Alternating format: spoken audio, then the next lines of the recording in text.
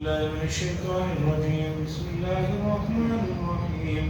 الحمد لله الذي أنزل على عبده الكتاب ولم يجعل له عوجا قيما لينذر بأسا شديدا من لدنه ويبشر المؤمنين الذين يعملون الصالحات أن لهم أجرا حسنا ماكثين فيه أبدا وينذر الذين قالوا اتخذ الله ولدا ما لهم به من علم ولا لآبائهم كبرت كلمة تخرج من أفواههم إن يقولون إلا كذبا فلعلك باخع نفسك على آثارهم إن لم يؤمنوا بهذا الحديث أسفا إنا جعلنا ما على الأرض زينة لها لنبلوهم أيهم أحسن عملا وإنا لجاعلون ما عليها صعيدا جرزا.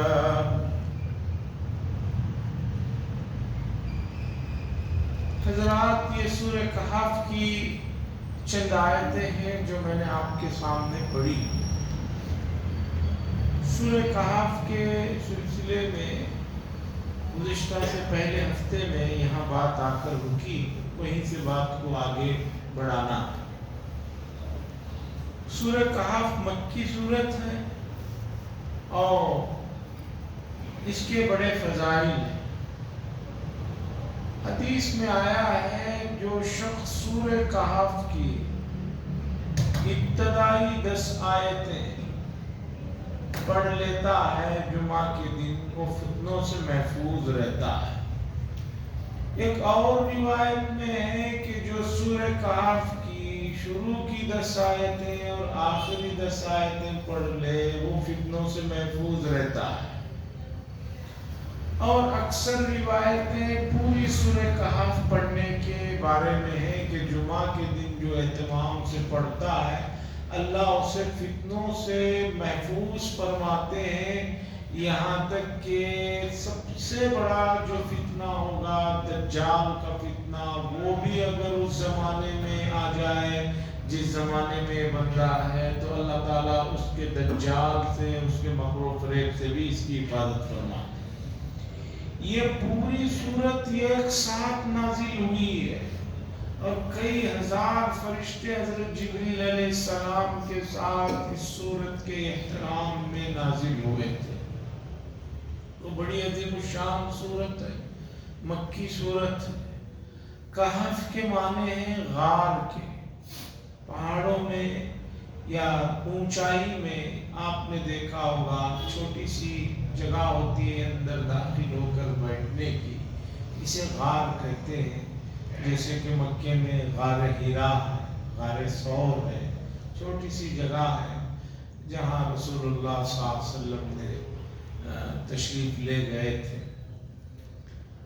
اس سورت کا شان نزول یہ ہے کہ مکے کے لوگ جب دیکھا کہ رسول اللہ صلی اللہ علیہ وسلم کے ماننے والے چاہنے والے بڑھ رہے ہیں، کیسے ان کو اس کام سے روکا جائے، اس کے لیے مکے کے لوگوں نے 2 آدمیوں کو، ایک عقبہ بن معین اور ایک غالب النضر نام کے 2 آدمیوں کو مدینے بھیجا.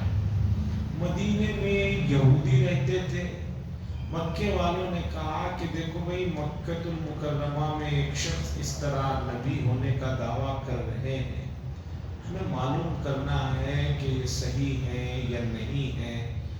ہمارے لیے تمہارے پاس آسمانی کتابیں ہیں، کچھ مشورہ دو.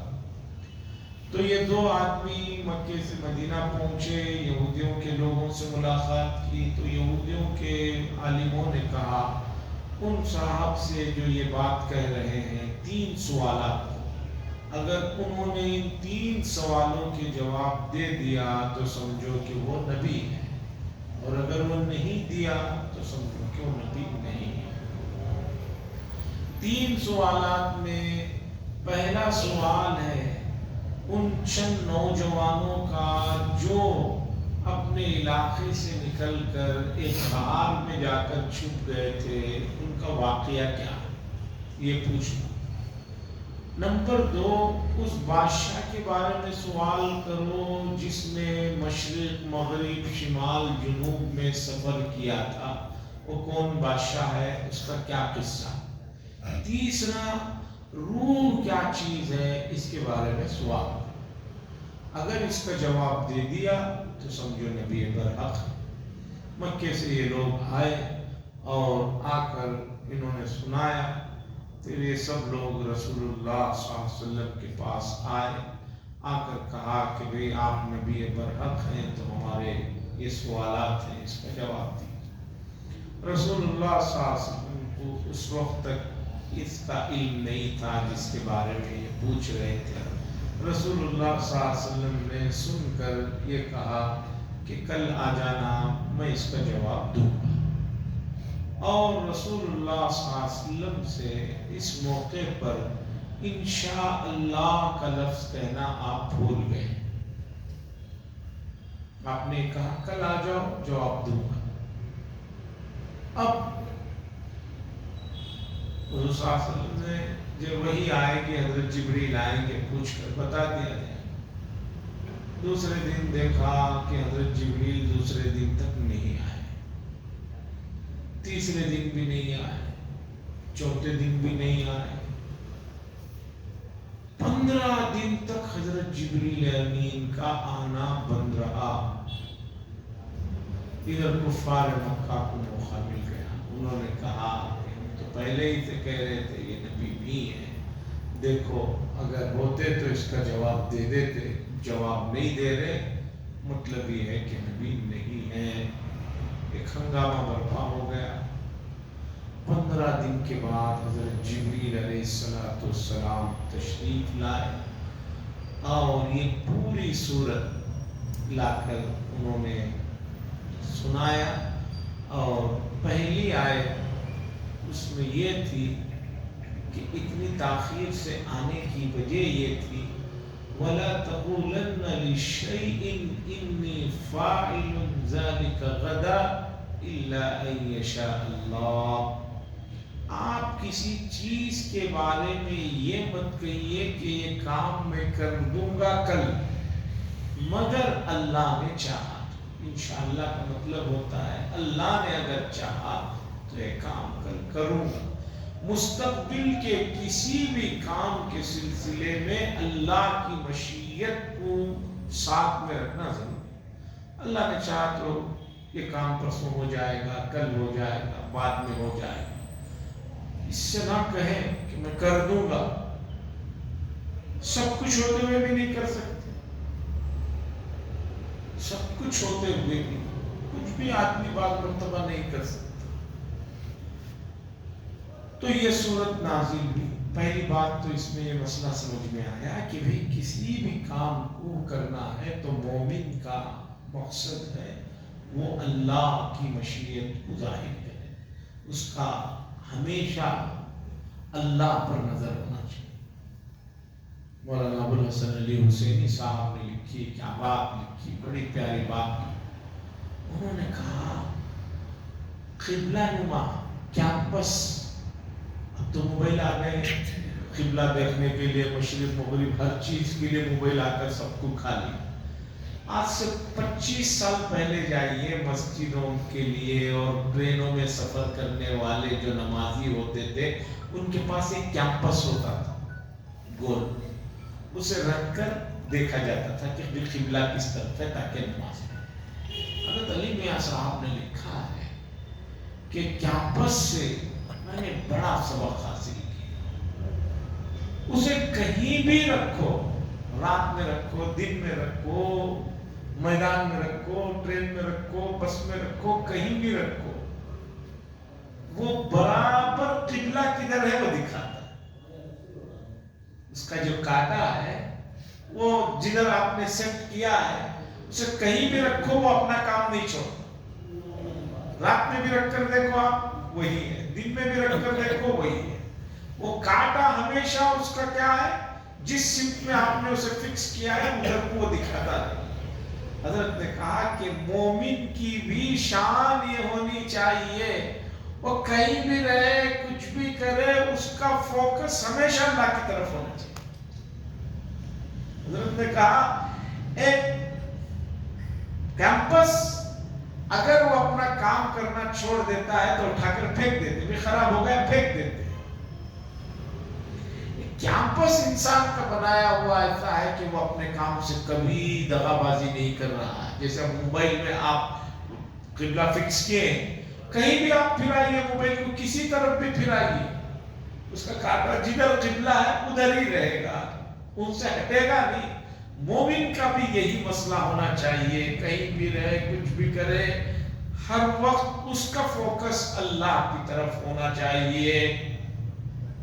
قبلہ نما یعنی قبلہ جو ہے آدمی کا اللہ کی طرف ہونا چاہیے. تو یہ آیت نازل ہوئی, اس کے بعد اس سورت میں اللہ نے 2 سوال کے جواب دیے. پہلے سورہ ان 7 آدمیوں کا قصہ سنایا, پھر اور بادشاہ کا جو قصہ پوچھے تھے جو ذوالقرنین کا قصہ ہے وہ آگے آنے والا ہے.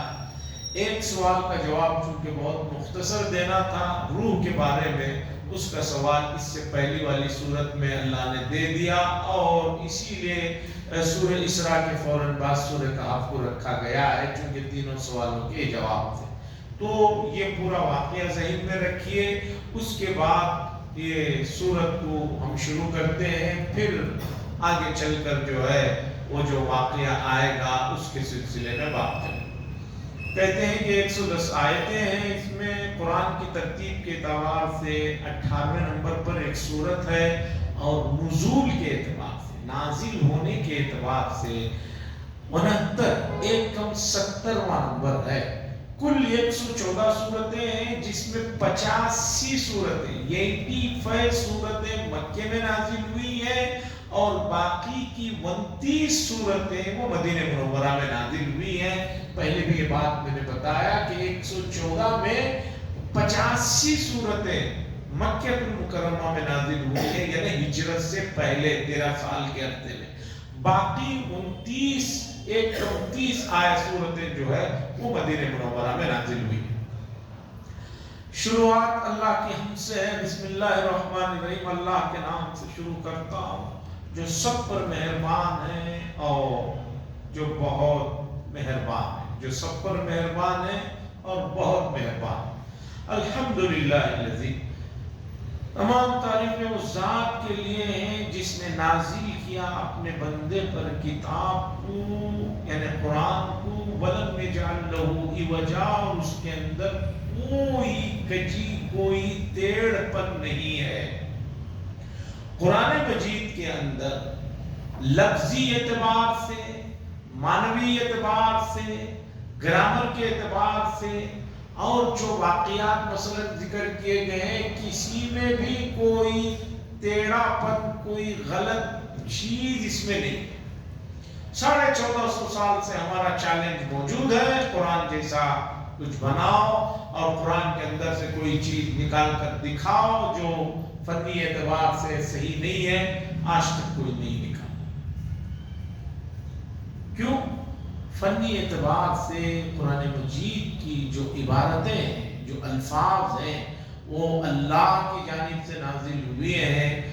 اس لیے اس میں کتنا بھی زمانہ بدل جائے انسانوں کی طرح چینجز کا مسئلہ نہیں. انسانوں کا حال یہ ہے کہ آدمی اب ایک بات بولنا سوچتا ہے, بول دینے کے بعد پھر ذرا غور کرتا ہے تو اسے اندازہ لگتا ہے کہ میں اس سے بھی اچھا بول سکتا تھا, اس سے بھی اچھا کر سکتا تھا.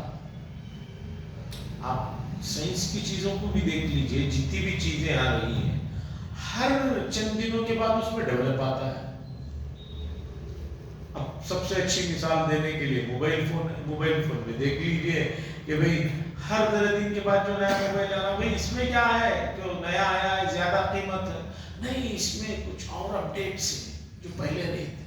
اور ہر سافٹ ویئر والے چند دنوں کے بعد ان کو معلوم ہوتا ہے کہ انہوں نے جو بنایا تھا اس میں کچھ کمی ہے, اسے جو ہے دور کرنے کے لیے نیا اپڈیٹ بھیجتے رہتے ہیں. ہر چیز میں آپ دیکھ لیجئے اپڈیٹ ہو رہا ہے اور قیامت تک ہوتا رہے گا. یہ انسانوں کا حال ہے. لیکن اللہ کی بنائی ہوئی چیزوں میں کوئی اپڈیٹ نہیں۔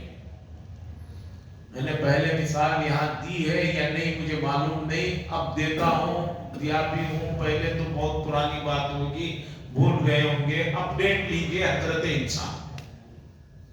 حضرت انسان جو ہے اللہ کی جو شاہکار ہے، دنیا کب بنی ہمیں نہیں معلوم، آدم علیہ السلام کب بنائے گئے، کتنے ہزار سال ہوئے ہیں، اللہ بہتر جانتے ہیں۔ مان کر چلیے 20,000 سال ہو گئے، 20,000 سال سے حضرت انسان چل رہے ہیں، اور قیامت کب آئے گی یہ نہیں معلوم، اور کب تک قیامت انسان رہیں گے یہ بھی نہیں معلوم، مان کر چلیے اور 10-20,000 سال۔ گزشتہ 20,000 سال میں ایسا نہیں ہوا کہ اللہ نے کہا کہ بھئی یہ انسان کو جو ہم نے بنایا ہے اس میں کچھ اپڈیٹ کرتے ہیں، اس کی ایک ناک ہے 2 بنا دیتے ہیں، اس کے 2 کان ہیں 1 کان بنا دیتے ہیں، 2 ہاتھ ہیں 3 کر دیتے ہیں۔ آپ دیکھیے اتنے ہزار سال میں اللہ نے انسان کو جس میں بنایا، دوسرے جانوروں کا چھوڑیے تھوڑی دیر کے لیے، وہ اس میں سے بہت سے جانور ایسے بھی ہیں کہ لوگ جسے نہیں دیکھے ہیں یا جسے نہیں جانتے، شہر والے بعض ایسے رہتے ہیں کہ بعض جانوروں کو دیکھا ہی نہیں ہے۔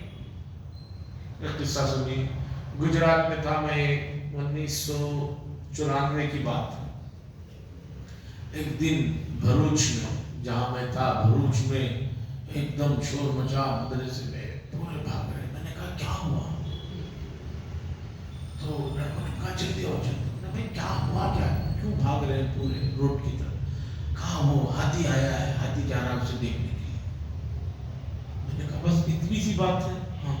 میں نے کہا جب دیکھ لو۔ اب وہ سب آئے، میرے کمرے کے جو ساتھی تھے وہ کہنے لگے تم بڑے سست آدمی ہو، ہاتھی نہیں دیکھنے آئے؟ میں نے کہا بھائی میں جہاں کا رہنے والا ہوں وہاں تو ہم ان سے پریشان ہیں، ہر وقت روڈوں پہ کھڑے ملتے رہتے ہیں۔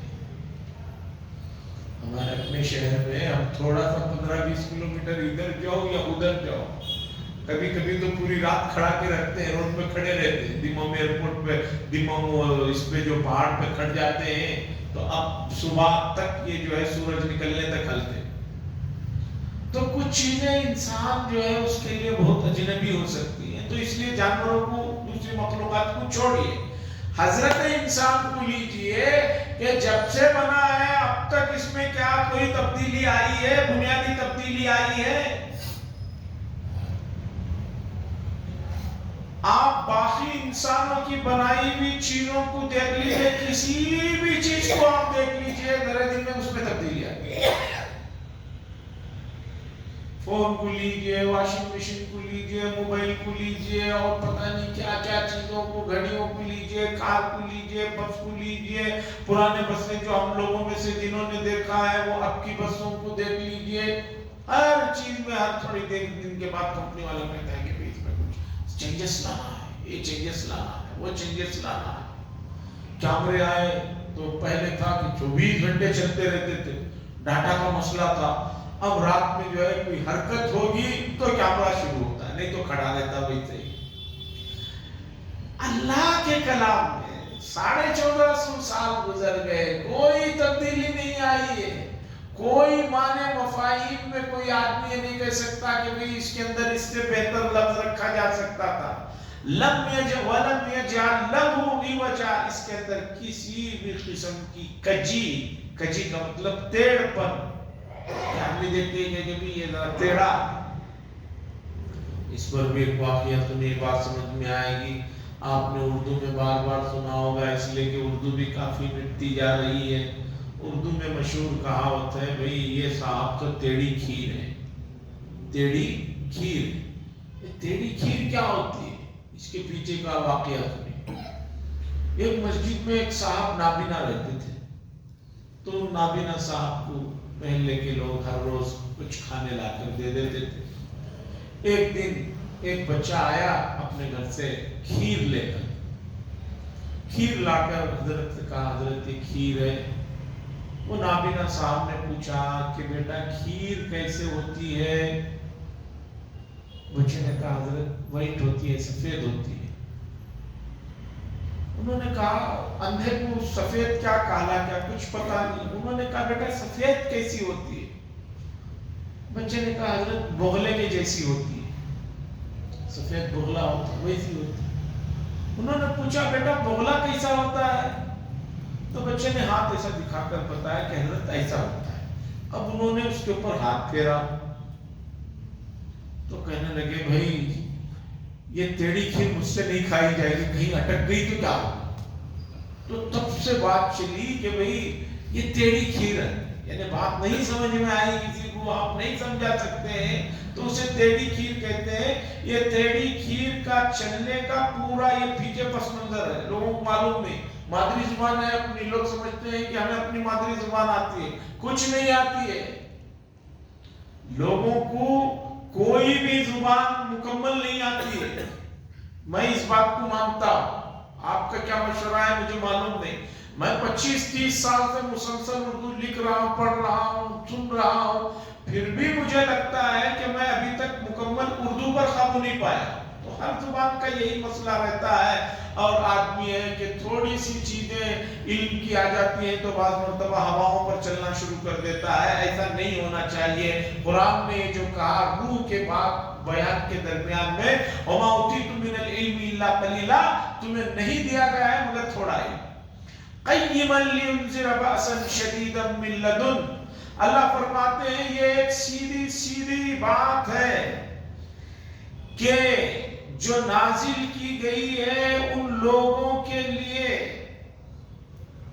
تاکہ آپ ان کو سخت ترین سزاؤں سے ڈرائیں. قرآن اس لیے نازل کیا گیا ہے کہ یہ سیدھی سیدھی بات مان لو، نہیں تو تمہیں سخت سزاؤں سے ڈرایا جاتا ہے. اور مومنین کو بشارت دی جاتی ہے. مومنین کون؟ وہ لوگ جنہوں نے نیک کام کیے، ان لہم اجرا حسنا، ان کے لیے بہترین بدلہ ہے اللہ کے پاس. ماں کسی نفی یا بدا، اس میں وہ ہمیشہ ہمیش رہیں گے. ماں کسی نفی یا بدا، اس میں وہ ہمیشہ ہمیش رہیں گے. وَيُنذِرَ الَّذِينَ، اور ڈرائیے ان لوگوں کو جنہوں نے اللہ کے لیے اولاد کو مقرر کر رکھا، جو کہتے ہیں کہ اللہ کی اولاد ہے. کسی نے عزیر علیہ السلام کو، کسی نے عیسیٰ علیہ السلام کو، موجودہ زمانے میں بہت بت پرستوں نے، ان کو ڈرائیے جو اللہ کے لیے اولاد ہے. اللہ فرما رہے مَا لَهُم بِهِ مِنْ عِلْمٍ، ان کے پاس اس سلسلے میں کوئی علم نہیں ہے. وَلَا لِآبَائِهِمْ، نہ ان کے باپ داداؤں کے پاس کوئی علم ہے. جو یہ کہہ رہے ہیں اللہ کے بیٹے ہیں، بھئی کہاں سے معلوم ہوا؟ سورس آف انکم جیسے پوچھتے ہیں، اس معلومات کی جو ہے کیا ہے سورس آپ کے پاس؟ اگر کہیں کہ ہمارے باپ دادا نے کہا ہے، باپ دادا خود گمراہ تھے، ان کے پاس بھی علم نہیں تھا. کتنی مرتبہ ایسا ہوتا ہے کہ ایک چیز کو افواہ بنا کر اڑا دی جاتی ہے. زیادہ دور کی بات نہیں، تقریباً 10-15 سال پہلے کی بات. اچانک وہ 2 ڈراپ پلاتے ہیں، وہ پلایا گیا. اچانک کوئی واقعہ پیش آیا کہ بھی کسی بچے کو جو ڈراپس پلایا گیا تھا پولیو، اس کی کچھ طبیعت بگڑ گئی. کیا نہیں یا کہیں سے افواہ اٹھی کہ جو لوگ بھی پلائے ہیں وہ ان کے لیے خطرہ ہے، ان کے بچوں. خدا کی قسم ایسی ہی سردیوں کی کوئی راتیں تھی جن لوگوں نے بھی اپنے بچوں کو پلائی تھی، پورے بنگلور میں کوہرام مچ گیا. پورے ہسپتالوں کو لے کر بھاگ رہے ہیں. جس نے پھیلایا وہ تو پھیلا دیا، سب پریشان. ہر آدمی جن کے ہاں چھوٹے بچے ہیں 5 سال کی، ان کو فون آ رہا بھی پلائے کیا، فوراً چلو. یہاں تک کہ مجھے بھی فون آیا، چامراج نگر سے فون آیا، بھیا بچوں کو پلائے.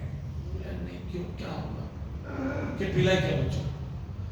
میری اپنی عادت یہ ہے کہ وہ پہلے دن تو لے جا کر پلانا پڑتا ہے وہاں، دوسرے دن وہ خود آ کر گھر میں پلاتے ہیں. ہر گھر میں آ کر پلا کر ان کو لکھ کر جانا رہتا.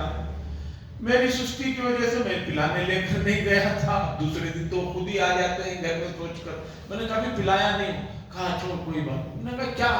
کہ آپ کو کچھ پتا ہی نہیں کیا ہو رہا ہے؟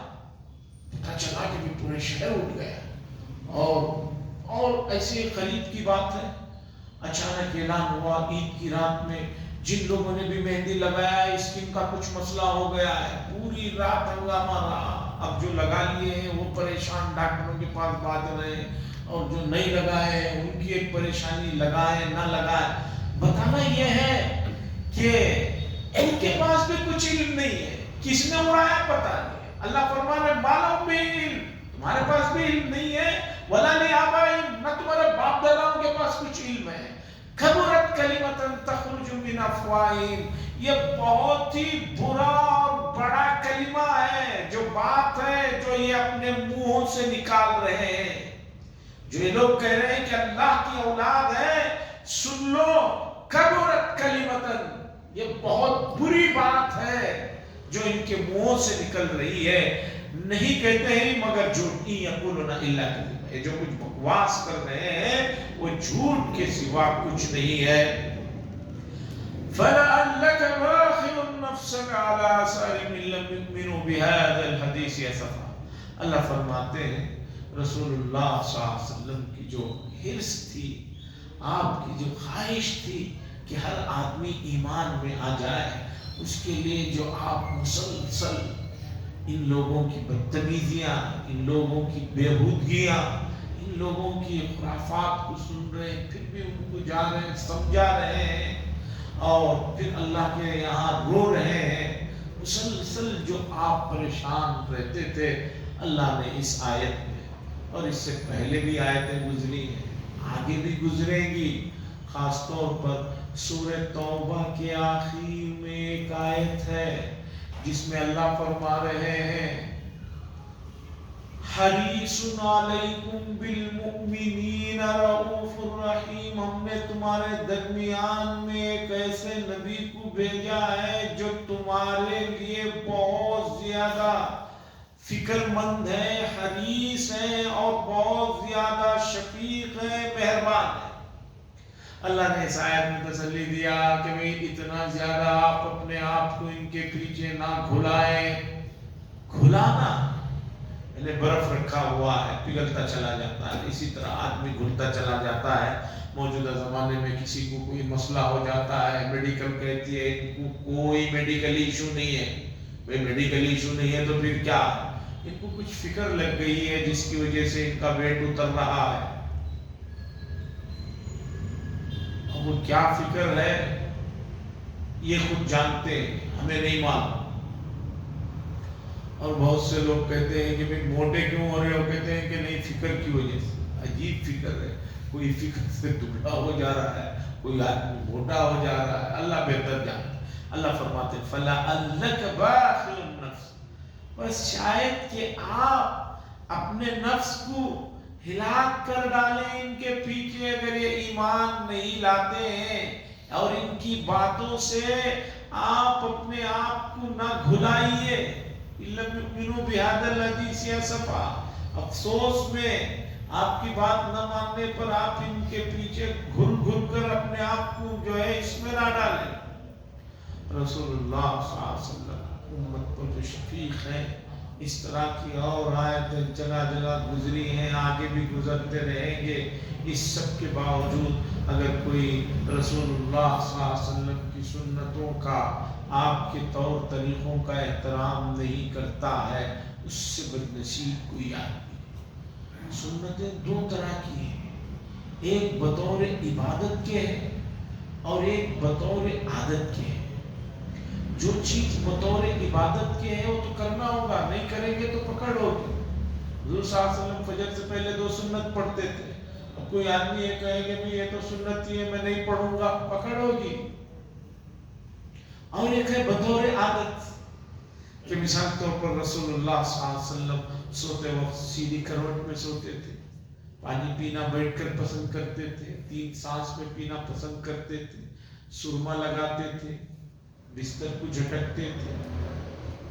ایسی جو چیزیں ہیں مثال کے طور پر، کھانے میں آپ کو کچھ چیزیں مخصوص پسند تھی، یقین مانیے اس کا شریعت میں بعض چیزوں کا حکم نہیں ہے، لیکن آپ ان چیزوں کو بھی اگر فالو کریں گے تو یقین مانیے کہ ثواب تو اپنی جگہ ہے ہی، آپ طبی اعتبار سے بھی اور میڈیکلی اعتبار سے بھی سب سے کامیاب ہیں۔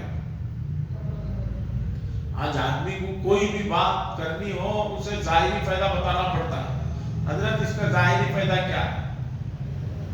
گویا یہ جو کام کر رہا ہے اس میں ظاہری فائدہ آئی۔ اسموکنگ والوں سے پوچھو کوئی اسموکنگ کر رہے ہیں اس میں کیا ظاہری فائدہ ہے، ذرا بھی بتاؤ۔ نہیں حضرت اس سے ٹینشن دور ہوتا ہے، بعض لوگ دلیل دیتے ہیں ٹینشن دور ہوتا ہے، یہ ٹینشن بڑھتا ہے۔ اقوام متحدہ کی، عالمی اقوام متحدہ کی جو میڈیکل سے جڑا ہوا شعبہ ہے اس کی رپورٹ ہے، آپ دیکھیے سالانہ سب سے زیادہ مرنے والے لوگوں کے پیچھے اسموکنگ ریزن ہے۔ اور یہ ایسا موضوع ہے کہ اس پر اگر کچھ زیادہ بولا کوئی آدمی خطیب نے اور بیان کرنے والے نے تو اس کے لیے بہت پریشانی میں ڈال دیتے ہیں۔ کچھ موضوعات ہیں اس پر تو بات کرنا ہی مشکل ہے۔ اللہ فرماتے ہیں کہ بھئی آپ اپنے آپ کو ان کی وجہ سے ہلاکت میں مت ڈالیے۔ اللہ فرماتے ہیں اِنَّا جَعَلْنَا مَا عَلَى الْأَرْضِ، بے شک ہم نے بنایا زمین پر زینت، زمین پر جو کچھ ہم نے اگایا ہے، پہاڑ ہے، کہیں کچھ ہے، یہ اس کی زینت کے لیے ہے تاکہ اس کے ذریعے سے ہم آزمائیں کہ اس میں کون آدمی اچھا عمل کرنے والا ہے۔ روئے زمین پر اللہ نے ایسی ایسی چیزیں رکھی اور اس کی کشش رکھی۔ کون آدمی ہے اچھی حالت میں جو یہ کہے کہ مجھے جینے کی خواہش نہیں، میں مرنا چاہتا ہوں؟ کیوں؟ دنیا سے ایک محبت ہے، اللہ نے اس میں ایک کشش رکھی ہے۔ اگر یہ کشش نہ ہوتی تو دنیا کا نظام کیسے چلتا؟ آدمی اپنا علاقہ اسے رہتے رہتے بور ہو جاتا ہے، کہتا ہے چلو ذرا گھوم کر آتے ہیں۔ وہاں جب جاتا ہے تو اسے لگتا ہے کہ بہت اچھی جگہ ہے، لیکن چند دن کے بعد وہ کہتا ہے نہیں بھی ہمارے علاقے کو واپس دیکھیں۔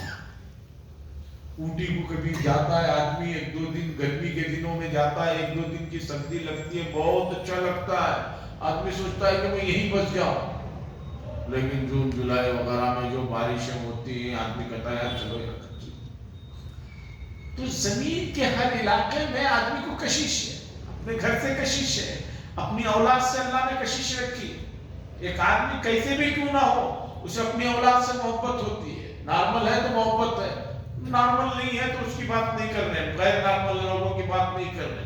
کیسا بھی اس کا گھر کیوں نہ ہو، اس کا محلہ کیوں نہ ہو، اس کے رشتہ دار ماں باپ کیسے بھی کیوں نہ ہو، اسے اس میں کشش ہے۔ اللہ نے فرمایا ہم نے زمین پر جو کچھ بنایا اس میں لوگوں کے لیے کشش ہے، اور یہ کشش کیوں رکھی؟ تاکہ ہم آزمائیں کہ یہاں پر رہ کر کون اچھا عمل کر کے اس امتحان گاہ سے نکلتا ہے یا اسی کشش میں رہ کر رہ جاتا ہے۔ وَإِنَّا لَجَاعِلُونَ مَا عَلَيْهَا صَعِيدًا جُرُزًا، اور بے شک ہم بنا دیں گے اسے چٹیل میدان۔ قیامت کے وقت یہ پوری زمین کو چٹیل میدان بنا دیا جائے گا، کہیں کوئی پہاڑ، کوئی عمارتیں، کہیں ندیاں وغیرہ کچھ نہیں ہوں گی۔ میدان محشر اسی روئے زمین پر قائم ہوگا۔ ملک شام جو ہے اس کا ہیڈ کوارٹر ہوگا۔ حساب کتاب نامے اعمال سے متعلق جو کچھ چیزیں ہیں وہ موجودہ، پہلے ملک شام بہت بڑا ہوتا تھا، اب تو بہت چھوٹا ہو گیا، 4-5 ٹکڑے ہو کر وہ علاقہ جو ہے میدان حشر کا ہوگا۔ تو یہ پوری روئے زمین جو اس وقت عمارتوں سے، پہاڑوں سے، درختوں سے اور خدا جانے کیا کیا خوبصورت چیزوں سے ہے، اللہ کہہ رہے ہیں اِنَّا لَجَاعِلُونَ مَا عَلَيْهَا صَعِيدًا، جو کچھ اس میں ہے ہم اسے جو ہے چٹیل میدان بنا دیں گے۔ یہ قیامت کے وقت کا واقعہ ہے۔ آگے اللہ تبارک و تعالی یہاں سے اصحاب کہف کا قصہ شروع ہو رہا ہے۔ کیا فرماتے ہیں؟ ام حسبت، کیا آپ نے سوچ رکھا ہے کہ غار اور رقیم والوں کا، ان لوگوں کا جو واقعہ ہے ہماری نشانیوں میں کچھ بہت زیادہ عجیب آپ نے کیا سمجھ رکھا ہے؟ اصحاب کہف کا جو واقعہ ہے، کیا یہ واقعہ ہماری نشانیوں میں بہت بڑا عجیب واقعہ لوگوں نے سمجھ رکھا ہے؟ اس سے بھی بڑے بڑے یہاں سے اللہ تبارک و تعالیٰ نے اصحاب کہف کا واقعہ بتایا۔ اصحاب کہف کا واقعہ کچھ تفصیل سے ہے، آیتوں کے ترجمے سے پہلے انشاءاللہ اگلی نشست میں یہ واقعہ کب پیش آیا، کہاں پیش آیا، اور اس سلسلے میں موجودہ زمانے میں کیا تحقیقات ہیں وہ سب انشاءاللہ رکھیں گے۔ اور قرآن مجید نے اس واقعے میں جو مین عبرت کی اور نصائح کی چیزیں ہیں ان کو بیان کیا ہے۔ باقی چھوٹی موٹی جو تفصیلات ہیں ان تفصیلات سے قرآن کبھی بحث نہیں کرتا، اس لیے کہ وہ چیزیں اہم نہیں ہیں۔ ایک آدمی بڑے دربار میں جاتا ہے، اب وہاں سے آنے کے بعد کوئی اس آدمی سے پوچھے کہ بھی آج جو دعوت میں گئے تھے کھا کر آئے، بڑی دعوت میں بادشاہ کی یہاں، وہ بتائیے کہ وہ کھانا کس نے بنایا تھا، وہ کہاں سے آیا تھا؟ آدمی کیا کہے گا کہ میں وہاں ملنے گیا تھا، کھانے گیا تھا، یا یہ چھوٹے چھوٹے ڈیٹیلز لانے گیا تھا کہ وہاں سے کہاں سے آئے تھے، انگور کہاں سے آئے تھے۔ تو ایسا ہی معاملہ ہے۔ اللہ سے دعا فرمائے اللہ تبارک و تعالیٰ روئے زمین پر جو آزمائش گاہ ہے ہمیں اس میں کامیاب ہونے کی سعادت نصیب فرمائے۔ لکہ الحمد للہ کا شکریہ۔ اللہم صلی علی سیدنا شفیعنا نبینا حبیبنا مولانا محمد بارک وسلم۔ اللہم انت السلام منک السلام تبارکت یا ذا الجلال والاکرام۔ صلی اللہ تعالی وسلم علی خیر خلقہ محمد وعلی آلہ وصحبہ اجمعین، والحمد للہ رب العالمین۔